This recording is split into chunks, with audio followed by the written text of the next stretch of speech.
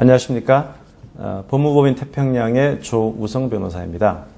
오늘 이 시간에는 지난 2010년 7월 26일 각 일간지에 보도된 가장유치권자에 대해서 손해배상 책임을 인정한 사건에 대해서 한번 설명을 드리도록 하겠습니다.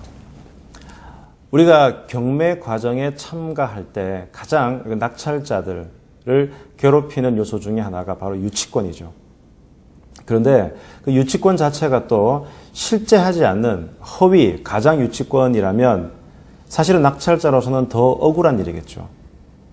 하지만 일반인 입장에서는 저 유치권이 진짜인지 가짜인지를 참 판별하기도 힘들고, 왜냐하면 저도 변호사지만 유치권에 대한 법리가 상당히 까다롭단 말이죠. 바로 이런 이유 때문에 그 많은 경매 브로커들이 가장 유치권을 들고 나와서 경매를 방해하는 그런 일들이 많습니다. 자, 이런 사안이었습니다. 경기도 부천에 있는 상가가 경매에 나왔습니다. 그래서 김 씨 등은 일단 낙찰을 5억에 받았어요. 5억에 받았는데 이 경매 브로커인 정 씨 등이 그 상가 소유주, 즉 채무자죠. 채무자 등과 서로 공모해서 유치권이 있다라고 주장을 한 거예요. 인테리어 공사 대금 3억 7천만 원이 있다라고 주장을 한 겁니다. 그러니 5억을 받고 낙찰받은 이 김 씨 입장에서는 야, 이거 뭐야, 추가적으로 이 3억 7천만 원까지 내가 내야 된다는 것은 힘들겠다. 그래서 결국 낙찰을 포기했습니다. 그런데 그 이후에 여러 가지 법적 분쟁을 통해서 밝혀진 바는 이 유치권이 있다고 주장한 정 씨에게는 유치권이 없는 걸로 드러났어요. 이제 그러니 김 씨는 이제 화나는 거죠. 저 가짜 유치권 때문에 내가 낙찰을 받았는데 내가 낙찰자의 지위를 포기했으니 그래서 내 손해를 물어달라 이래가지고 이제 법원에 손해배상 소송을 제기했던 겁니다. 1심 법원에서는 어떻게 판결을 내렸느냐? 책임을 인정했어요. 허위 유치권을 주장한 정모 씨 일당들에게 손해배상 책임을 인정했고 그 손해배상 책임의 금액은 1억 9천만 원 정도였습니다. 그랬더니 양쪽이 다 항소를 했습니다. 항소를 했고 그 항소된 결과가 지난 2010년 7월 26일 이제 일간지에 보도가 되었는데요. 우리 서울고등법원은 어떻게 판단했느냐? 이 허위 유치권자, 가장 유치권자들은 당연히 책임이 있다. 그리고 그 책임의 범위도 1심에서 인정한 1억 9천만 원이 아니고 더 증가한 3억 9천만 원이다.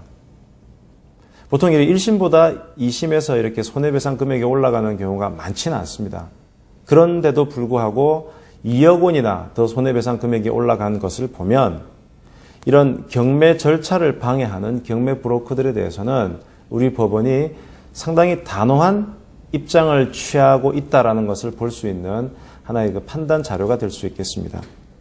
자, 그렇다면 지금 경매를 준비하고 계시는 그 경매 예비 낙찰자 분들이나 이런 분들은 최근에 이와 같이 우리 서울고등법원이 허위 유치권자에 대해서는 아주 무거운 손해배상 책임을 물리도록 했다라는 이 판결을 알고 계시면 가장 유치권자랑 협상을 할 때 당신들 이런 식으로 하면 나중에 그에게 손해배상 책임을 물 수 있다. 관련 판례가 이런 게 있단 말이야. 라고 해서 신문기사를 보여준다든지 하게 될 때 사실 그런 유치권자 입장에서는 일단은 그냥 여기서 버티고 내가 얼마 정도 더 받아가야지라는 그런 생각을 보통 할 텐데 나중에 나의 이런 행위로 인해서 추가적인 손해배상 책임까지 진다고 생각하면 그때 또 생각이 달라질 수가 있겠죠.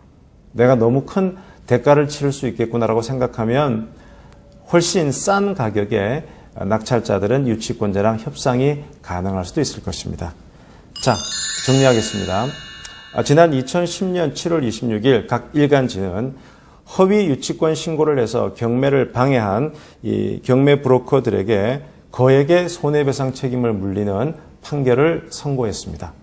그래서 이런 판결은 앞으로 유치권자랑 협상을 할 때 우리가 잘 활용할 수 있는 좋은 근거 자료가 될 수 있다는 점에서 여러분께 소개를 드립니다. 네, 감사합니다.